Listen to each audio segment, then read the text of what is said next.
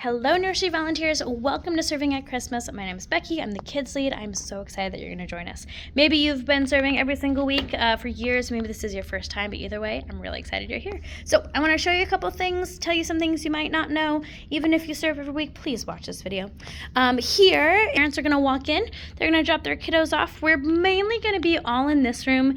This is a separate room if you need it. It'll look a little different. I'm not done setting up in there. If you have a little one that you think might get crushed by the big guys, or if you just have someone who really needs to snuggle and needs that quiet spot, that's a great place to be. So we have dramatic play, we have a little kind of soft play area for babies, we've got a climber, those are our toys on the shelf there, a train table. Here's some activities that are set out for you. I know that this room is 0 to 3 years old, and your 0-year-olds are not going to do an activity, but your 18-month-olds and up, they might want something to do. And so in the lesson that is attached to this email, there are a couple activities that you can do. All of your lesson and supplies are over here on the counter. There's a fun game you play after watching the movie where you have some of these bows and streamers and a round tablecloth as a parachute. So that's a really fun one I would recommend doing. There's also a sheep roundup game. We're not going to use painter's tape, but you can just have the kids round up the sheep onto one of our carpet squares. And they use a candy cane to kind of shepherd the little cotton balls as sheep. These are big enough. These are not a choking hazard, but just make sure that you are engaging with the kids and that these aren't left out so no one tries to put them in their mouth. Same with these bows. They should be safe for them, but we don't ever want to give them something unattended. These are some really good distraction things over here you can use. If you have dirty toys, you put them in here in this basket, and I'll wash them in between services. Here's your sink. If someone needs to wash their hands, we have a bathroom, but you can also, use that little stool there. Dirty laundry, I have a rag that I was cleaning with today, so I put that in there. Any dirty laundry that you have, you can put in there. If you need blankets, we've got blankets here. That's empty. These are socks. We are a shoeless room, so I would ask that you please take your shoes off and put them in one of these two cabinets down here. And if you want some new socks, maybe you've been in those socks for a while and you want to smell fresh, you can use one of these and just pop them in the laundry when you're done. But you certainly can wear your own socks, of course. The big is it's going to be loud. It's going to be a little chaotic, especially the first 10 minutes of check-in and at checkout. So I want you to promise that you're going to stick with me. It gets better. And you know what? If it doesn't get better, we call the parents, because we want this room. This is the first room that kids get a glimpse of their church life. And so we want this room to feel safe to them. And we know on Christmas that we'll see kids we haven't seen for a long time, or that are brand new and haven't been here. And so we're going to have kids that feel a little out of place. What you can do is do some of those distractions. There's a really fun little activity with the magnets that you can bring the kids over to build a stable. We have got some great toys that light up and make sounds. Those are always good. Engage them in conversation. I know it's easy just to hold them and let them cry, but engage them. Ask them questions. Get their brain to think about something other than the fact that mom and dad left me here. What do I do?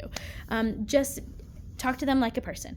And if they're not calming down, if they're upset for more than 10 minutes after check-in is over, because seeing parents come in and it's not their parent is very sad for them. So when check-in's over, if they still haven't calmed down for 10 minutes, then you call me. I'll have a sheet on here. Your leader will know how to get a hold of me or whoever's at the desk.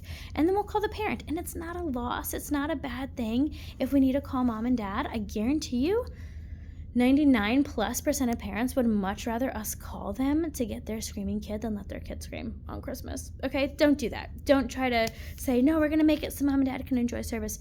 No, call mom and dad. It's okay. Or call whoever's bringing them. And like I said, your leader will know how to contact us at the desk to call them. So have fun in here.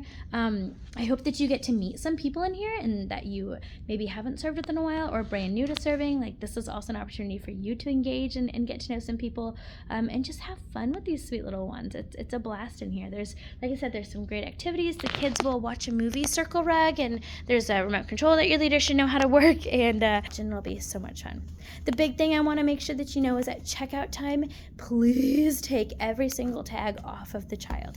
If there's a kid with a tag in the lobby, I assume, and our police officers assume, that child has escaped from Kids Crossing. So let's not do that. Let's not panic anyone. Take the tag off, and that's what you need to match the tag that the kids are wearing to the tag the parent gives you. And make sure that's the same number on the tag. If you don't know what I'm talking about, it'd be a great idea for you to excuse yourself from checkout and make sure that someone knows what they're doing at checkout. Another quick thing, and you'll read all of this in the rules that Kids Crossing Know Before You Go that's attached to this email as well. Only women are allowed to help with diapers and in the bathroom. This is our changing table here. Diaper or wipes, but they might forget. So this is filled with supplies in here. Oops, let's open this. Ooh, that was close. Filled with supplies that you might need. Here's some paper. So what you'll do is you'll just roll this paper. Come on. Okay, wow.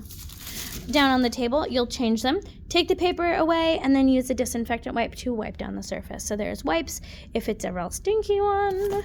Here are trash bags you can put them in, and here's gloves. You do not have to changing just a urine diaper. If it's poop diaper, we do ask you to use gloves. It's your preference if you want to use it for another diaper. Here, some kids can do this on their own. Some kids might need help, but the rule is that you're never going to shut yourself alone in the bathroom with a kid. You're always going to keep the door open just a little bit, because the cool thing about what privacy is. And so it's way okay for you to close that door to shield them a little bit, but they don't need complete privacy.